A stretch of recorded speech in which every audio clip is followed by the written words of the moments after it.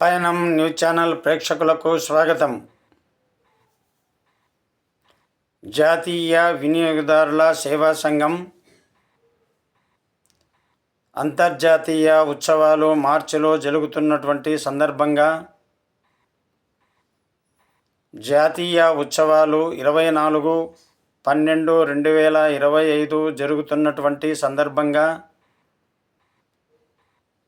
శ్రీ సత్యసాయి జిల్లాలో శ్రీ కలెక్టరేట్ కార్యాలయంలో శ్రీ సత్యసాయి జిల్లా జాతీయ వినియోగదారుల సేవా సంఘం ఉత్సవాలు సమావేశం జరిగినది. ఈ సమావేశంలో జాతీయ వినియోగదారుల సేవా సంఘం జిల్లా అధ్యక్షులు సురేష్ గారు మాట్లాడుతూ, ప్రజలకు ప్రభుత్వ కార్యాలయాల్లో, ప్రైవేటు కార్యాలయాల్లో, సంస్థల్లో ప్రజలకు సేవలు, నాణ్యమైనటువంటి సేవలు అందించాలని ప్రభుత్వానికి కలెక్టర్ ద్వారా తెలియజేసుకున్నారు.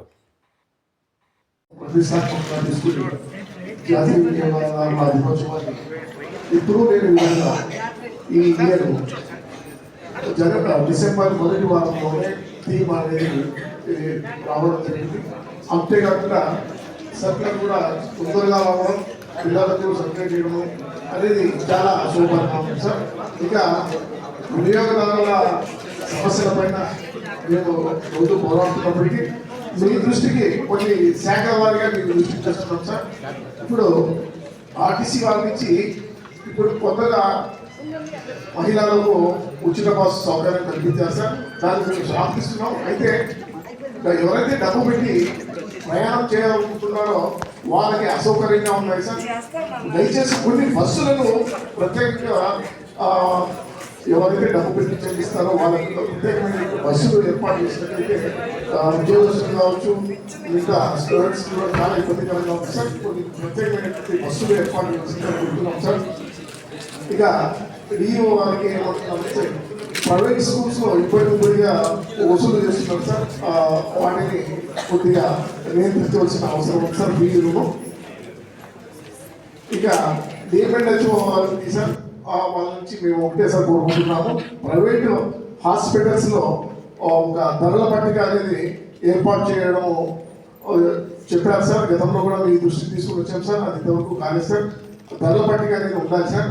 ఇంకా ఈ ల్యాబ్స్ సార్, ల్యాబ్స్ను ఎవరు పర్యవేక్షిస్తున్నారు అనే దాని మీద ఇది లేదు సార్.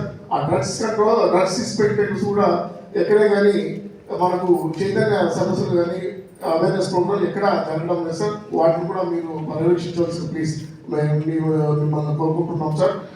ఇక ఫుడ్ గురించి ఆ గతంలో కూడా మీకు చెప్పాం సార్. ఒక జిల్లాలో మనకు ఈ ఫుడ్ టెస్టింగ్ ల్యాబ్ కావాలని చెప్పేసి గత 15 సంవత్సరాలుగా మేము పోరాడుతున్నాం సార్.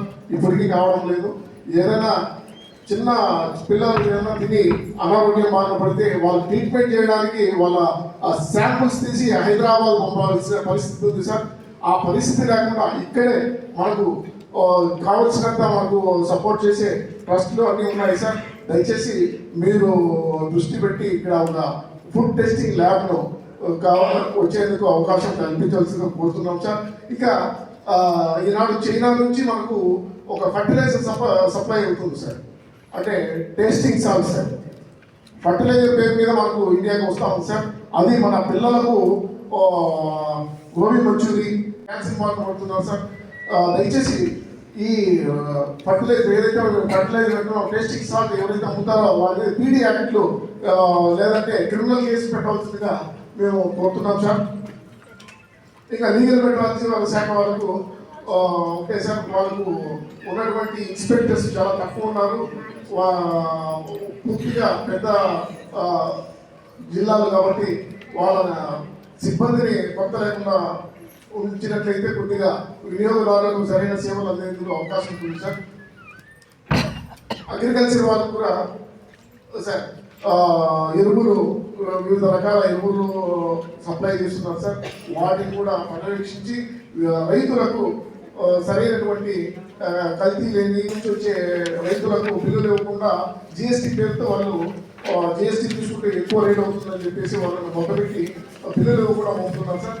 వాటిని కూడా పర్యవేక్షించవలసిందిగా కోరుతున్నాం సార్. సివిల్ సర్వీసెస్ డిపార్ట్మెంట్ వారికి ఒకటే కోరుతున్నాం సార్. గతంలో కూడా చెప్పాం సార్, ఈ స్టోర్స్ ఒక 2 రోజుల కంటే ఎక్కువ కూడా ఉంది సార్, 2 లేదా 3 రోజుల కంటే ఎక్కువ కూడా ఉంది సార్. ఏమంటే అయిపోయినాయి అని చెప్తున్నారు సార్. ఒక 3 రోజుల్లో తీసుకుని పోవడం అనేది వినియోగదారులకు ఇబ్బందికరం సార్. వాళ్ళకు చాలా పేషెన్సీతో 10-15 రోజులు ఇచ్చినట్లయితే కొంచెం వెసులుబాటు అవుతుంది సార్. ఇంకా ఇక్కడ స్థానికంగా ఉన్నటువంటి ఒక షాప్ ఉంది సార్. అక్కడి నుంచి కొంతమంది పాపం దాదాపు 2 కిలోమీటర్లు వస్తుంది సార్. గుట్ట మీద సార్ ఇక్కడ స్థానికంగా ఉన్నటువంటి గుట్ట మీద నుంచి ఇక్కడ